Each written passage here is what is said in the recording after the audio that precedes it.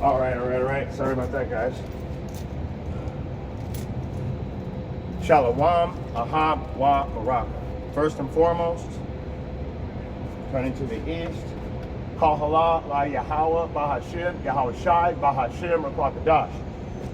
Double honors to the elders and apostles and the teachers from the Great Millstone, bringing out the 100% truth, who I study with daily for years and years. So, today we're going to do a small class called Judgment on the Earth. So, turns out that a lot of the things that are happening have already been written. In fact, everything that's happening has been written in the scriptures as a future prophecy. So, right now, we're going to get to an end-time prophecy, the judgment of the earth, which is Isaiah chapter 24. Give me verse 1 and 2. Behold, the Lord... Wait, read it. Call it out. When you call it out, Isaiah chapter 4. So you call it out. Isaiah chapter 24, verse 1. Behold, the Lord maketh the earth empty, and maketh it waste, and turneth it upside down, and scattereth abroad the inhabitants thereof. And it shall be as with the people, so with the priest, as with the servant, so with his master, as with the maid, so with her mistress, as with the buyer, so with the seller, as with the lender, so with the borrower, as with the taker of usury, so with the giver of usury to him. So the Lord is going to make the earth empty. He's going to turn everything upside down. He's going to scatter abroad the inhabitants. So the people are going to be moved around. Let's start off with the precept. Let's go to Nahum. Whoops. Book of Nahum, or Nahum, however you say it. Go, give me 2, and we'll go right to the point. So give me verse 10. Nahum chapter 2, verse 10. She is empty and void and waste, and the heart melteth, and the knees smite together, and much pain is in all loins, and the faces of them all gather blackness. All right, there's a lot right there, because there's a lot of words that you guys probably don't understand. So let's go over again. She is empty and void and waste, and the heart, which is the mind, is it melted. So let's get that. Let's start right there. So when it melted, what it's saying is it vanishes, it's wasted, it's worthless, and it's consumed. You guys have a good day. You too. So, fearful. That's what I was looking for. The mind, when it melts away, it means your mind is made fearful. So when your heart melteth away, it grows fearful. That's what I was looking for. I knew it was in there somewhere. And the knees smite it together. So have you ever seen in a cartoon where they're so scared their knees are shaking? Well, that's what it's talking about. And much pain in the loins, and the face of them all gather blackness. So let's look up the word blackness, because also that doesn't probably mean what you think. It means to illuminate doubt. So to glow with fear, or dubious. And what does the word dubious mean? It means to doubt, to be uncertain, to be suspicious, to be suspect. So to grow in uncertainty, to grow in doubt, to grow in suspiciousness, to be suspect. So it makes a little bit more sense now. So now we know that the people are destroyed just like the land. Let's go back to Isaiah chapter 24 and give me verse 3 through. Wait, you know what? Let's get one more precept. Let's just go one more precept. Isaiah chapter 2. And let's go to the point at verse 19.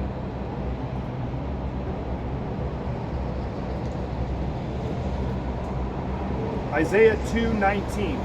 And they shall go into the holes of the rocks and into the caves of the earth for fear of the Lord and for the glory of his majesty, when he ariseth to shake terribly the earth.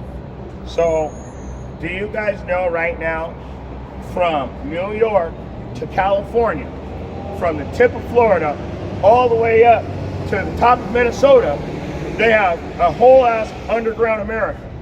They have underground mansions, they have full underground cities. You see trucks upon trucks upon trucks going into these underground cities. There's multiple videos of them. Multiple videos. So, out of fear, they've already started building these places because they understand the scriptures also. And they are going to go into hiding. So, they shall go into the holes of the rocks and into the caves of the earth for fear of Yahweh and the glory of his majesty. And now, when he arise and when he shake terribly, that's when you guys are going to start seeing all the real wars breaking out and those nuclear weapons popping off. Let's keep going. Go back over to, let's go back over into Isaiah chapter 24. What verse? Starting at, read 3 through 5. Isaiah 24:3. The land shall be utterly emptied and utterly spoiled, for the Lord hath spoken this word. The earth mourneth and fadeth away. The world languisheth and fadeth away. The haughty people of the earth do languish. The earth also is defiled under the inhabitants thereof, because they have transgressed the laws, changed the ordinance, broken the everlasting covenant. Okay, so once again, this place is going to get emptied out and utterly taken. Yahweh has spoken this word. And when his word goes out, it does not return void. So if he's spoken it, it's definitely 1000% going to happen. And it says, this is great right here, because it said, the world languish and fadeth away. The haughty people of the earth do languish. So it's saying that the haughty people, the people in the high places, when they languish, that means they're made weak. So the high people, the people in high places, are going to be made weak. They do languish. To languish is to be made weak. Also, the earth is defiled under the inhabitants thereof, because they transgressed the laws. So, believe it or not, you guys are supposed to, everybody has to keep the laws. I don't care what country you're from, what nation, what you call yourself, how tall you are, short, what color you are. We're all supposed to keep the laws. And that's why when Yahweh Shai returns to take back what's his, we're all going to be required to keep the laws. And it's written. So it's already written. That means it's going to happen, guaranteed. So, let me get a precept. Let's get a precept on that. Go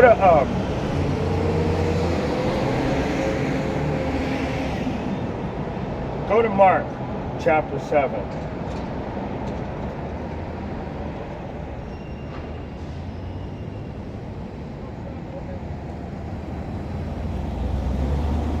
Give me Mark chapter 7, 7 through 9. Mark chapter 7, verse 7. Howbeit in vain do they worship me, teaching for doctrines the commandments of men. For laying aside the commandment of God, ye hold the tradition of men, as the washing of pots and cups, and many other such like things ye do. And he said unto them, full well ye reject the commandment of God, that ye may keep your own tradition. So, like I said, the haughty, so the earth is defiled under the inhabitants thereof, because they have transgressed the laws and changed the ordinances. What did they do? They worshipped their gods that they made up. They do whatever they please. That's just part of being defiled. But you were made to be that way. The Most High made you that way, just like he made me this way. That's when I come back into my lot, I come back teaching the word. I regroup with my brothers, and we come back out to wake up the children of Israel before the time runs out. So, let me say it again. The earth is also is defiled under the inhabitants thereof, because they have transgressed the laws.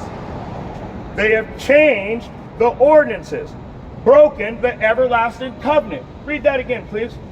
Mark 7 through 9.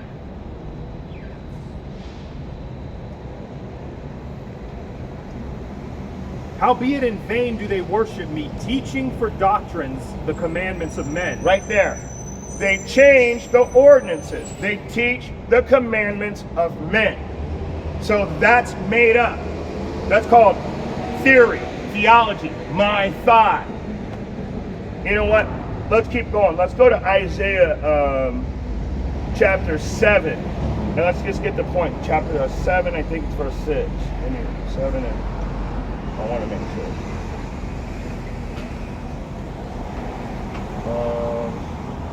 No, it's not.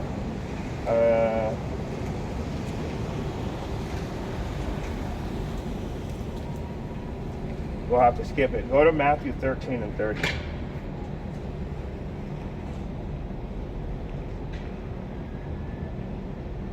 I don't feel like trying to figure out what I was going to say right there, because I wrote down the wrong thing. So, Matthew 13 and 30. That's where the point is. Okay. Matthew 13, chapter 30. Let both grow together until the harvest, and in the time of harvest I will say to the reapers, gather ye together first the tares, and bind them in bundles to burn them, but gather the wheat into my barn. So, right now, the righteous dwell with the wicked, no matter what. It says, let the tares grow together with the wheat. But right now we're coming into the harvest season. And in this harvest season, he's going to reap all the wheat and separate it from the tares. He's going to take these tares and he's going to bundle them up for the fire. But the wheat he's going to put in the barn for safety. So,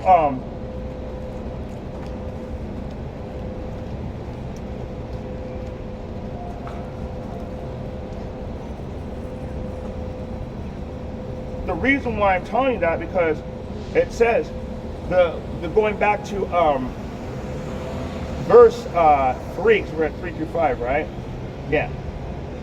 The land is utterly empty, utterly spoiled. The Lord hath spoken the word. The earth mourneth and fadeth away. The world languisheth and fadeth away. The haughty people of the earth do languish. Because he's going to destroy 2/3 of you. And you other nations aren't even part of that. You're just going to get destroyed anyway, because every single nation has had a part in the oppression of the children of Israel. Let's go back into, let me get one more verse. Let me get one more.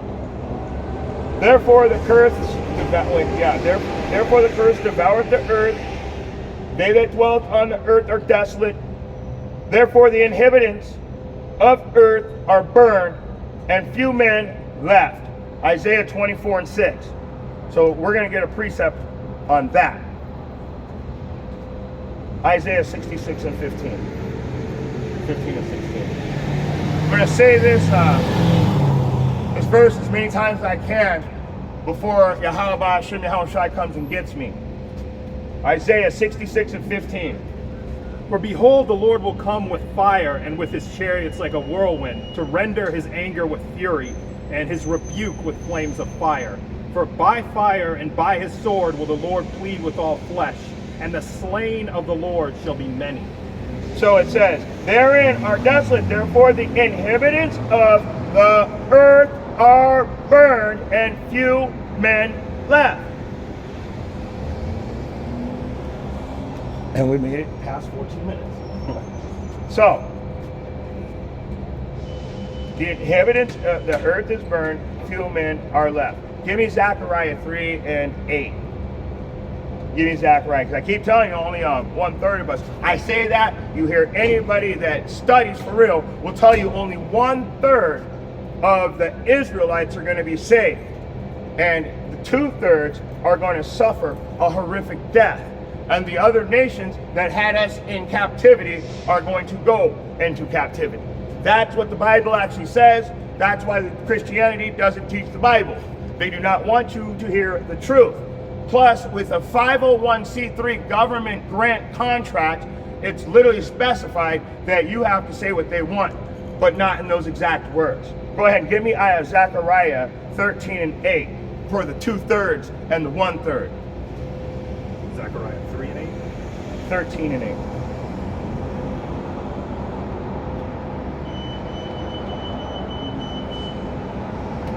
Zechariah 13 and 8. And it shall come to pass that in all the land, saith the Lord, 2 parts therein shall be cut off and die, and the third shall be left therein. So 2/3, like I told you, shall be cut off and die. This is according to Scripture. This is for all the Israelites that hear the truth and don't come back to the truth. But 1/3, a small fraction of our people, are going to come back to this truth and sincerely accept what the Scriptures are saying. And how will you know that they came back to the truth? Through application. They're going to apply what they learned to their life. That's how you come back to the truth. That's how you repent. So, let's go ahead and get back into it. Give me Isaiah chapter 24 and read 7 through 9. I'm also going to get that, and I'm going to read it in a different version because it's kind of hard to understand. Isaiah 24:7. The new wine mourneth, the vine languisheth, all the merry-hearted do sigh. The mirth of tabrets ceaseth, the noise of them that rejoice endeth, the joy of the harp ceaseth. They shall not drink wine with a song, strong drink shall be bitter to them that drink it. Okay, so what I'm going to do is I'm going to read this in the Living Bible, because it's got a little bit easier of a breakdown to understand. So this is Isaiah 24 and 7. All the joys of life will go. The grapes harvest will fail. The wine will be gone. The merrymakers will sigh and mourn. The melodious chords of the harp and timbrel are heard no more. The happy days are ended. This is going into Jacob's trouble. The happy days are ended. No more are the joys of wine and song. Strong drink turns bitter in the mouth. Believe me, if you're trying to live and you're trying to survive when it gets, it's going to get way worse than this and everybody knows it. So if you're trying to survive, you ain't going to want to be having no shot. You're going to be wanting to wear... Shalom. Shalom, Akim, shalom. You're not going to want to be out there drunk. You're going to want to have your wits amongst you, because you're going to be on survival mode, not I want to go out and party mode. We're not in Jacob's trouble yet. I'm going to go home after this, play PlayStation 5. So I know we're not in Jacob's trouble because I still have electricity to do it. We're not in Jacob's trouble. We're at the beginning of sorrows. It's in Matthew chapter 24, I think in verse 8 or 7 or something like that. Get that real quick, Matthew chapter 24. Verse 7? I think so. Or 8. 8. Matthew 24:8. All for 24:7. I'm sorry. For nation shall rise against nation, and kingdom against kingdom, and there shall be famines and pestilences and earthquakes in diverse places. All these are the beginning of sorrows. So we're experiencing famine. We're experiencing earthquakes in diverse places. We're experiencing crazy, suspicious storms. We're experiencing wildfires out of control. Some even accuse the government of it, which they've had that capability since the 1800s through a magnifying glass in sunlight, beaming a hot beam of light, which I used to do it with my magnifying glass to ants on the ground. So I know they had that technology because I figured it out myself. We'll let this truck go by. Now, the joy will go. So there's no more fun. The fun is starting to, you already see it tapering.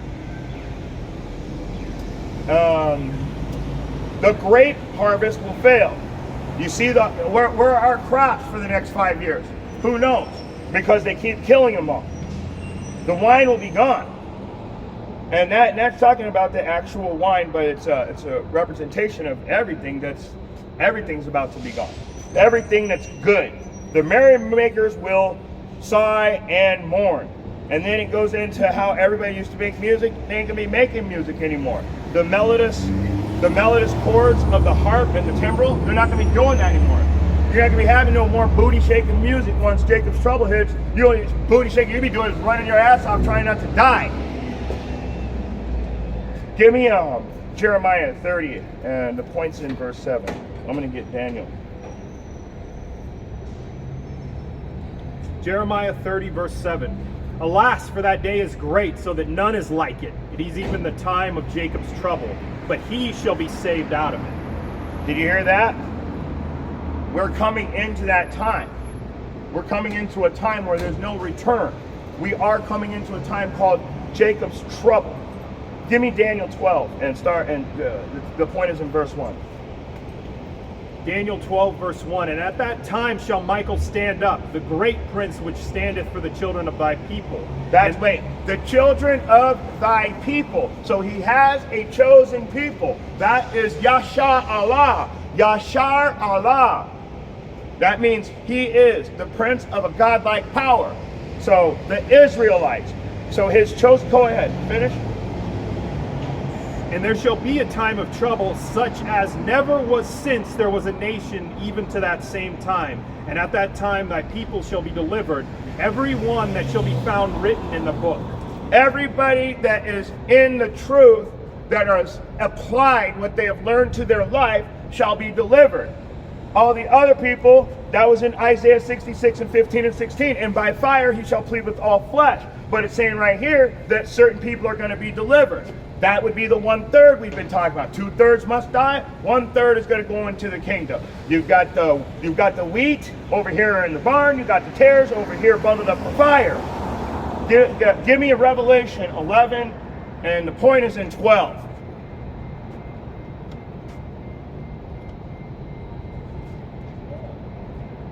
Isaiah chapter 24, KJV, Blue Letter, Lexicon. Revelation 11:12. And they heard a great voice from heaven saying unto them, Come up hither. And they ascended up to heaven in a cloud, and their enemies beheld them. So, it told you in Jeremiah 7 that at this time his people shall be saved. It told you in the Daniel 12 that the people that are written in the book shall be saved. It's telling you in Revelation, when all you Christians think you're going to get the rapture, well, read it again, please. Could you read that for me one more time? Because it didn't sound like very many people were getting raptured. In fact, you know what? Let's go right to it. Let's go to it, because we're going to just prove that only these people are going to get the ascend up into the heaven in the clouds. So, go ahead and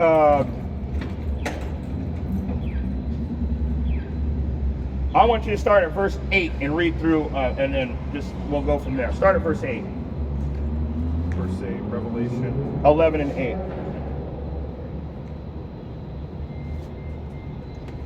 Revelation 11:8. And their dead bodies shall lie in the street of that great city, which spiritually is called Sodom and Egypt, where also our Lord was crucified. How is the Lord crucified here? Oh, I don't know, maybe through Christianity, iconoclasm, replacement theology. They took our doctrines and changed them into a bunch of lies. It's the book of lies. They've taught them as lies. So we have to bring everything back. Go ahead.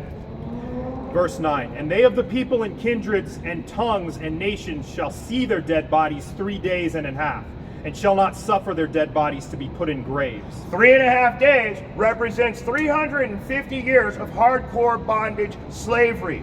And the not suffering the dead bodies to be put in graves represents the people not knowing who they are, where they come from, where they're going. So when you give somebody their heritage back, it puts them at rest and at ease. So to be put in a grave would be to be put at rest. They would never tell us what's really going on, so we could never be at rest. Go ahead. Oh, And 10. 10. Verse 10. And they that dwell upon the earth shall rejoice over them and make merry. and shall send gifts one to another, because these two prophets tormented them that dwelt on the earth. So, and they that dwelt on the earth, I told you, every nation has had a part in putting Israel in slavery. Now, oh, there's no more Israelites. They're extinct, like an animal or something. Like a person's just going to go extinct. That doesn't even make sense. You just change the names of people throughout time, because there's no such thing as China in the Bible, but there is. It's called Moab. There's no such thing as Japan in the Bible. It's called Ammon. So the Moabites, the Ammonites, we know who we're talking about. When we say that we're the Israelites, I know my heritage. My grandmother is 100% Apache, and my grandfather is 100% Cherokee. We are called Gadites. The Gadites are the 6th or 7th born son of Jacob. That's who I am. I know who I am. I know I'm one of the Israelites. So when I woke up to that, because after the 3.5 days, the spirit of life from Yahweh entered into them, and they stood on their feet, and great fear fell upon them which saw them, because we know who we are, and everyone's in denial. Why? Because the truth is out. Read that next one. Revelation 11:11. And after 3 days and a half, the spirit of life from God entered into them, and they stood upon their feet, and great fear fell upon them which saw them. Keep going. And they heard a great voice from heaven saying unto them, Come up hither. And they ascended up to heaven in a cloud, and their enemies beheld them. Now, when I say that the Israelites are the ones that ascended up into the cloud, that this is to say before, this is a future prophecy, that Israelites and their enemies are going to watch them. So, only certain people are going to be saved. Everybody else, you're doomed. You're fucking doomed. Straight up. And God don't love you. It says, God, what did God say? Oh, God hates sin, but God loves the sinner. No, it says, I hate sinners. You might want to read the Bible. So if you think that you can get away with your sin, you're not. Revelation chapter 3. Wait, what was that one? Let me look it up first. Let me make sure. I want to bring that up.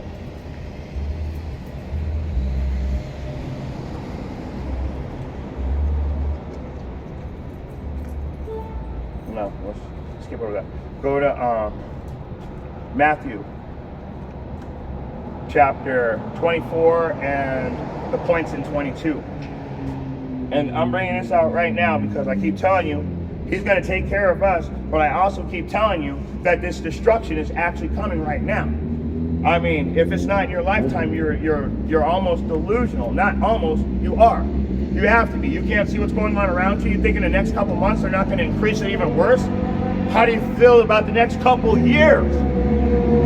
Go ahead, give me Matthew 24 and 22. Matthew 24:22. And except those days should be shortened, there should no flesh be saved. But for the elect's sake, those days shall be shortened.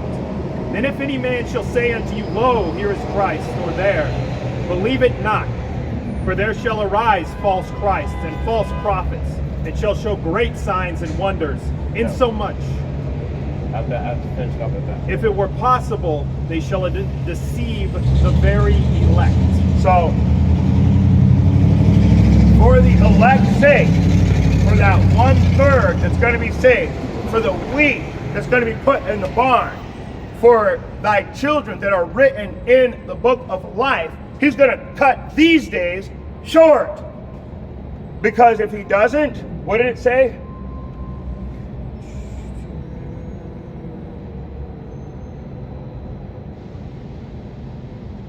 If it were possible, they... Verse 24. Yeah, if it were possible. No. That's not what I wanted. Wait, hold on.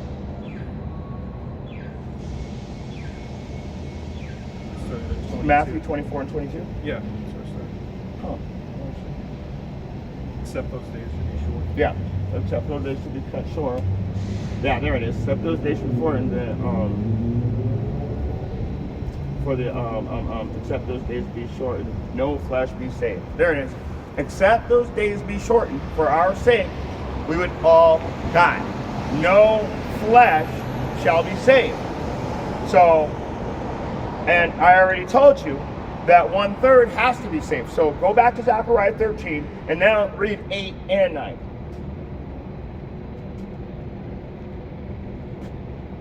Zechariah 13:8. And it shall come to pass that in all the land, saith the Lord, 2 parts therein shall be cut off and die, but the 3rd shall be left therein.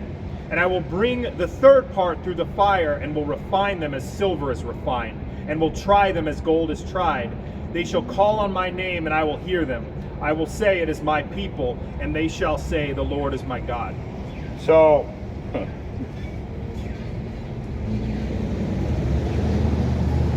in the wrong chapter.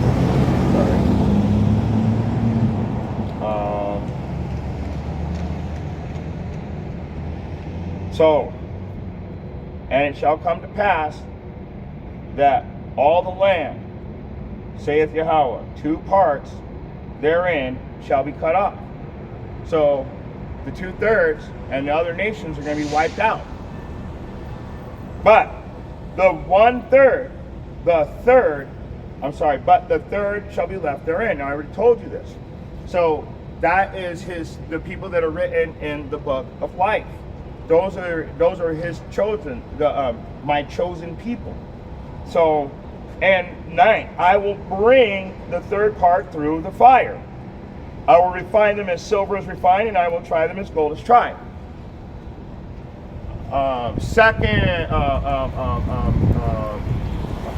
Ecclesiastes, Sirach, chapter 2 and verse 5.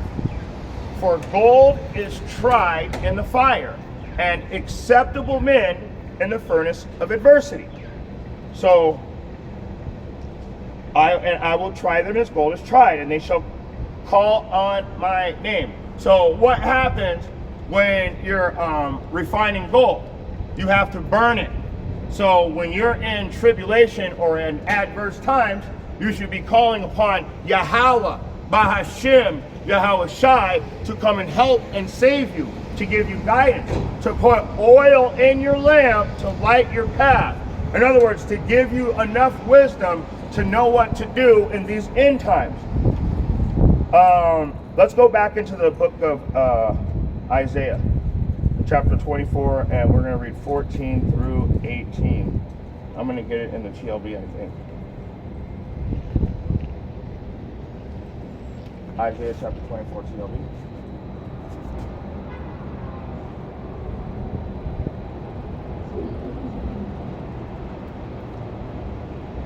Go ahead whenever you're ready. All right, Isaiah 24:14. And they shall lift up their voice, they shall sing for the majesty of the Lord. They shall cry aloud from the sea. Wherefore glorify ye the Lord in the fires, even the name of the Lord God of Israel in the isles of the sea. From the uttermost part of the earth have we heard songs, even glory to the righteous. Right there. So I'm going to read that in the TLB. But because I just told you that 1/3 is going to be saved. I told you we're going to ascend. I told you our enemies are going to watch us go into the sky. That Christianity, golden, pearly gate doctrine where everybody gets saved is a lie. It says 1/3. Very few people are going to be saved. And what he was saying right here is, but all those who are left will shout and sing for joy. Those in the west will praise the majesty of Yahweh, and those in the east will respond with praise. Hear them singing to Yahweh from the ends of the earth, singing glory to the righteous one. Go ahead and pick it up at but my heart is heavy with grief, for evil still prevails and treachery is everywhere. Even though we're doing what we're supposed to, it goes back to the wheats and the tares. They need to grow together until the harvest. So we're still surrounded by treachery. Go ahead and give me 17 and 18. Isaiah 24:17. Fear and the pit and the snare are upon thee, O inhabitant of the earth. And it shall come to pass that he who fleeth from the noise of the fear shall fall into the pit. And he that cometh up out of the midst of the pit shall be taken in the snare. For the windows from on high are open, and the foundations of the earth do shake. Okay, so this is crazy. When you flee in terror, you will fall into a pit. If you escape the pit, you will step into a trap. For destruction falls from the heavens to you. That's what the heavens, the windows of heaven are open. The world is shaken beneath you. Gotta get a precept for that. Get Amos chapter 5, 19 and 20. Amos 5:19. As if a man did flee from a lion and a bear met him, or went into the house and leaned his hand on the wall and a serpent bit him. Shall not the day of the Lord be darkness and not light, even very dark and no brightness in it? So, just like it's saying over here, just like it's saying, you're gonna try to flee. You're gonna flee from a lion and meet up with a bear. If you so happen to escape the bear, you're gonna run into a house to take a breath and lean up against the wall. And you're gonna get bit by a snake. In other words, you are not gonna be able to escape your judgment. You will not escape your judgment. So, if you give me 19, 24, Isaiah 24 and 19.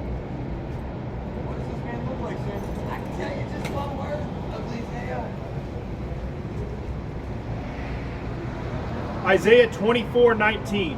The earth is utterly broken down, the earth is clean dissolved, the earth is moved exceedingly, the earth shall reel to and fro like a drunkard, and shall be removed like a cottage, and the transgression thereof shall be heavy upon it, and it shall fall and not rise again. So this goes right into when the nuclear war breaks out.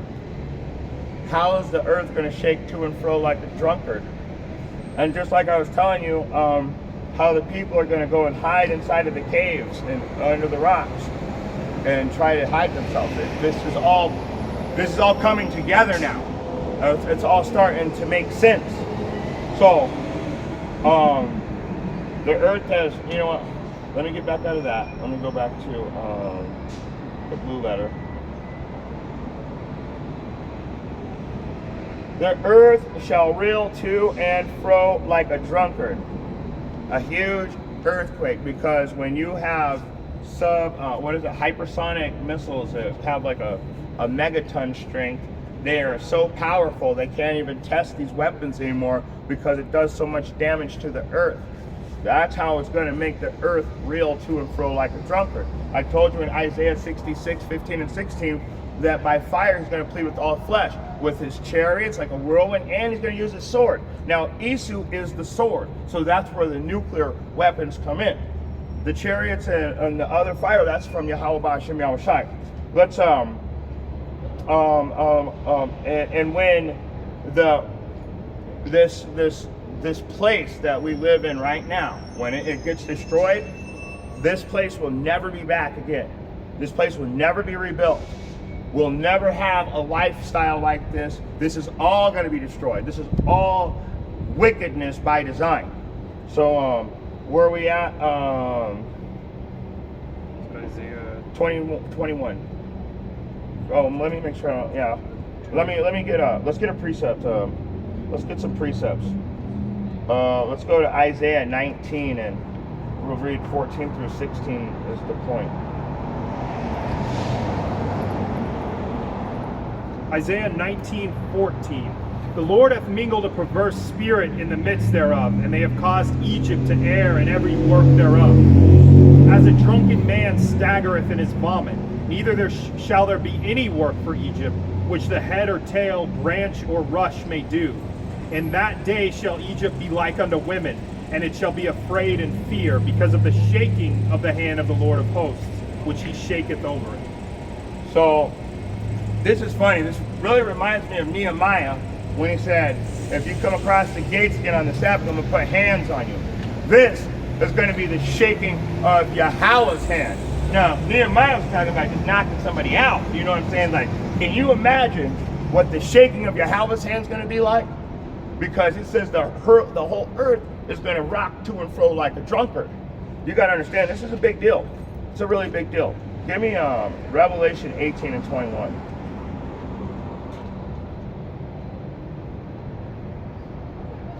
Revelation 18:21.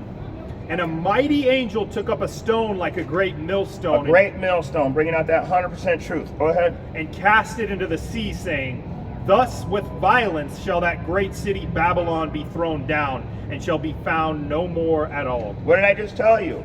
Once this place is taken out, it's not going to be back. So it's not me making stuff up. It's not me just misinterpreting. It literally says this in the Bible.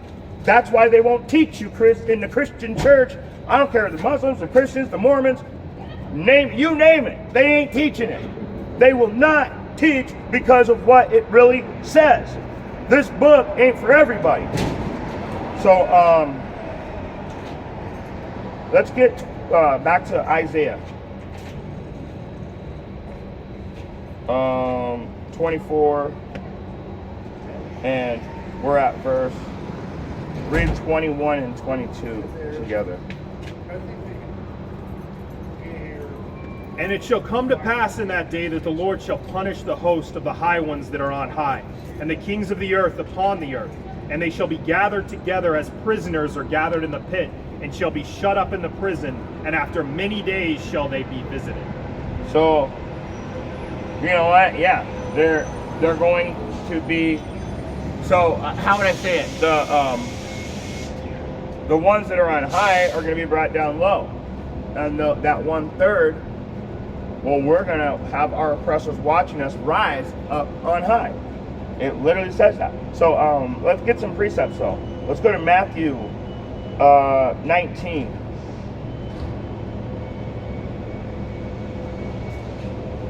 And I think the point is 19 and... Yeah. Give me Matthew 19 and 30. Last verse of the chapter. Matthew 19:30. But many that are first shall be last, and the last shall be first. So, like I said, it's telling you they're being taken out of their rulership. They're being brought low to the ground. The Edomites are going to be made extinct. It says the son and the nephew will be no more. That's an extinction.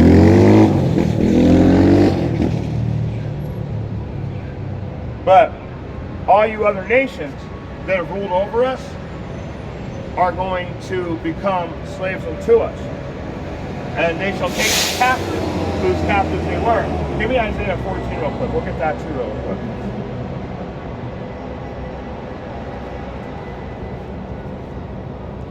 Chapter 14? Yeah, 14 and I think it's 2, maybe 1 and 2. Isaiah 14:1. For the Lord will have mercy on Jacob, and will yet choose Israel, and set them in their own land. And the strangers shall be joined with them, and they shall cleave to the house of Jacob. And the people shall take them and bring them to their place, and the house of Israel shall possess them in the land of the Lord for servants and handmaids, and they shall take them captives, whose captives they were, So- and they shall rule over their oppressors. So they're going to be slaves. So if they have got us in slavery now, and we're at the bottom now, who's going to the top from the bottom? Shalom, Blondie. Don't think I didn't see you. He's supposed to be out here too. That's one of the 2 brothers. Yeah, I'll tell you about him later. All right. Isaiah, chapter 10, and I think the point is in 12.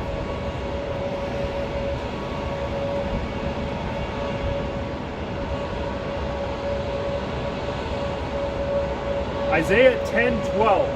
Wherefore it shall come to pass that when the Lord hath performed his whole work upon Mount Zion and on Jerusalem, I will punish the fruit of the stout heart of the king of Assyria and the glory of his high looks.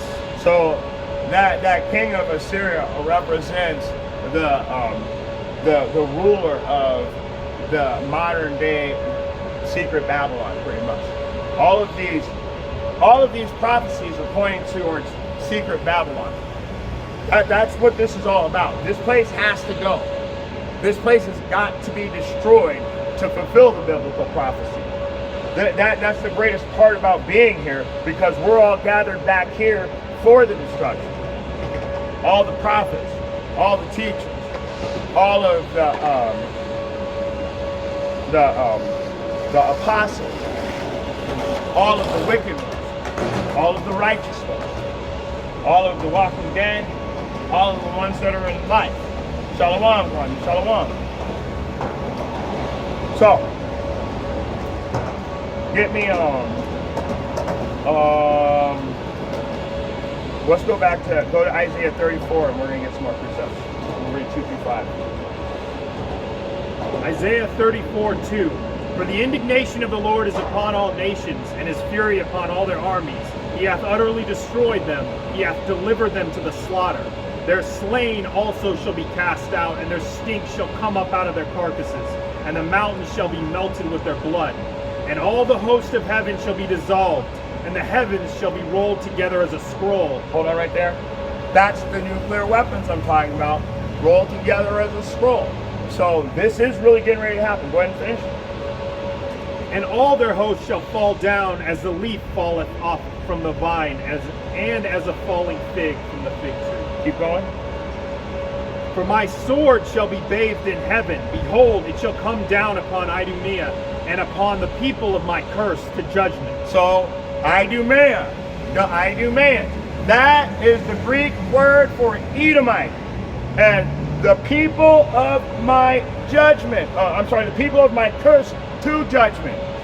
That's the 2/3 and the other nations. You guys are all going down. You guys are all doomed.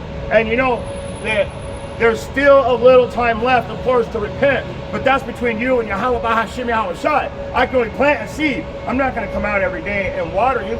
That's your job. You water your plant. I'm watering my plant, but I'm required to go out into the highways and the hedges and preach to the wind. It doesn't say hold your hand, walk you home, and tuck you in at night. It tells me to plant the seed so you can move on and know what to do. And what do? You study to show yourself approved. Let's go back into Isaiah. We got one more verse, 24 and 23.